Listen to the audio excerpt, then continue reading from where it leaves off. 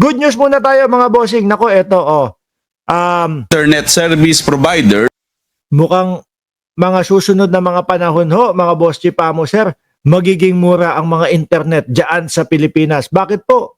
Mukhang papapasukin po mga kababayan yung ibang mga player ng internet provider diyan sa Pilipinas.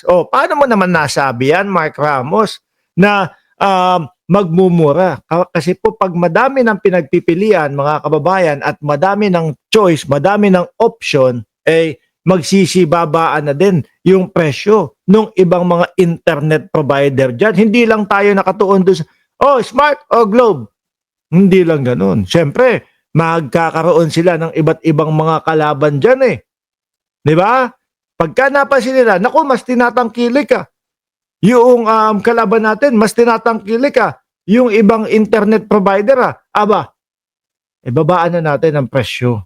Ganyan Pakinggan ho natin mga kababayan. Tatlong foreign internet service providers ang posibleng pumasok sa Pilipinas ayon kay Department of Information and Communications Technology Undersecretary Sara DICT, hindi, si Aboy pala. Si Attorney Aboy pala, secretary. Tama ba ako?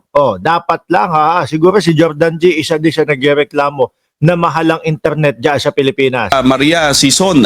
Sa ilalim ng Konektadong Pinoy Act, nasa maraming telecommunications company o internet service providers ang papasok sa Pilipinas. Hindi pa muna nagdetalye ang mga opisyal tungkol dito, ngunit si Aboy, Attorney Aboy Paraiso, Jerry Valiente at Archie Beroya. tiyak na mayroong mga interesadong telcos na magbibigay daan para sa bukas at patas na kompetisyon pagdating sa pagbibigay ng abot-kaya at mabilis na internet connection para sa mga Pilipino. Kasi po yung ibang mga providers mga bossing, kapag kayong talagang minamanipula na nila at sila lang ang nandyan, nako, ang ginagawa nila, minamanipula na nila yung presyo no? Hanggang dito lang tayo, no? Tayong dalawa lang ang magkalaban dito. Ayos na yan. Hindi na natin ibababa yan. Kaya kawawa yung iba Alam nyo mga boss Chipamo sir, magkaroon lang ako ng konting magkaroon lang ako ng konting kwento sa inyo. Kapag kayo nasa ibang bansa, kada bahay may mga internet na po. Kada bahay, iba't ibang internet. Pag umuwi ako ng Pilipinas, hindi ko minamaliit yung mga kapitbahay, mga kababayan natin. Pero pag umuwi ka ng Pilipinas, yung ibang mga kababayan natin doon sa kanilang bahay, wala pang internet Ano po? Dahil nga nagmamahalan at merong mga nagmamanipula ng mga presyo mga bossing. Dahil tayong dalawa lang naman ang nandito. Hayaan na natin na ganyang kamahal ang internet natin. Tapos ano pa gagawin? Titipirin pa mga bossing doon sa gigabyte. Titipirin pa mga kababayan doon sa ibinibigay nilang serbisyo. Ang ending, ayun, mabagal. Ako mga bossing, bago tayo mag-umpisa, para sigurado na wala akong udlot or hindi mag-off yung ating internet. Bago ako mag-umpisa, nag-speed test ako Lagi 200 gig mga kababayan yung upload. No? 200 gig lagi yung upload. Kapag ka sa Pilipinas, pag nagganong ka, pag nag-speed check ka, minsan 20, 10, 30, 40 gig. Masyadong mababa para doon sa presyo na ibinibigay nila. Ngayon, kapag ka meron eto na, mga pumasok na, mga foreign, tapos marirealize nila ang baba ng presyo. Kaya yung mga kababayan nating mga Pilipino, ayun, nandoon na sa kanila, magbababaan na din po yan. At magpapataasan na din po ng mga gigabytes, megabytes, or whatever kung ano yung tawag nila doon, no, na ibibigay sa inyo. Sabi ni Jorge Edralin, sa Pinas may wifi sila mama. Pag nalabas ako, may pocket wifi ako. Dala if urgent calling na lang. Dito naman sa amin, sa bahay, may wifi. Kapag kalabas, nakalinya naman po doon sa internet provider. Tuloy. Samantala, target ng DIC Starlink. Sabi ni Ambar Pipa, mabilis din po yan mga bossing. Bakit? Rekta po ang Starlink mga kababayan doon sa mga satellite po No, talbog-talbog na lang po yun mga bossing. Hindi nadadaan sa linya. Na sa susunod na taon ay maibaba sa 40% ang bayad sa internet kasunod ng pagsasapubliko ng implementing rules and regulations ng Konektadong Pinoy Act.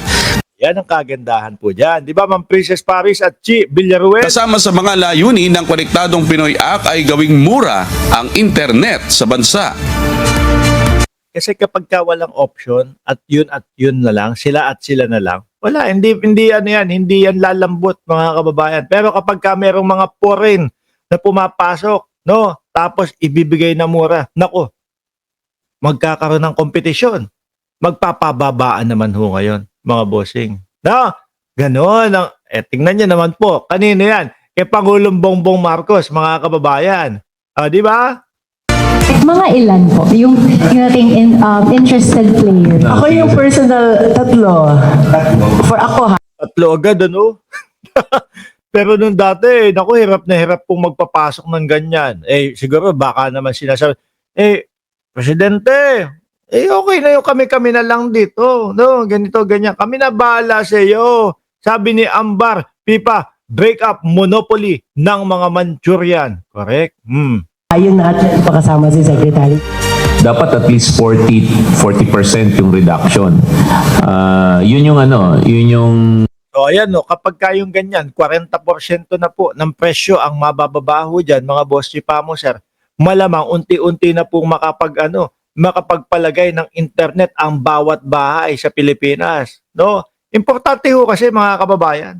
Napaka-importante po, lalo na sa pag-aaral, lalo na po doon sa mga research, miski sa negosyo, mga kababayan, napaka-importante na mayroon kayong sariling internet sa loob ng bahay nyo. Kasi makakapag-research ka eh. Makakapag-research ka. Huwag nyo lang gagamitin sa pagnood tapos kayo magtitiko. Yan, yung mga kalalakihan dyan, baka kung saan nyo gamitin yung internet ninyo.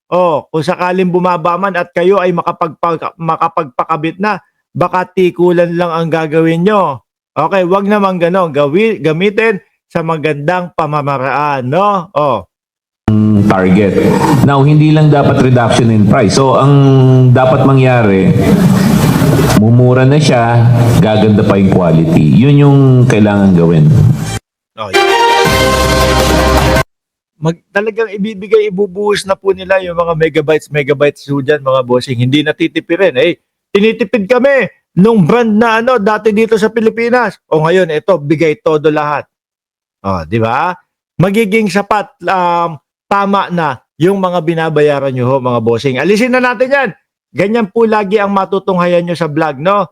Ni Mark Ramos. Yung mga pagsulong, no? Yung mga proyekto ni Pangulong Bongbong Marcos sa umpisa lang ho.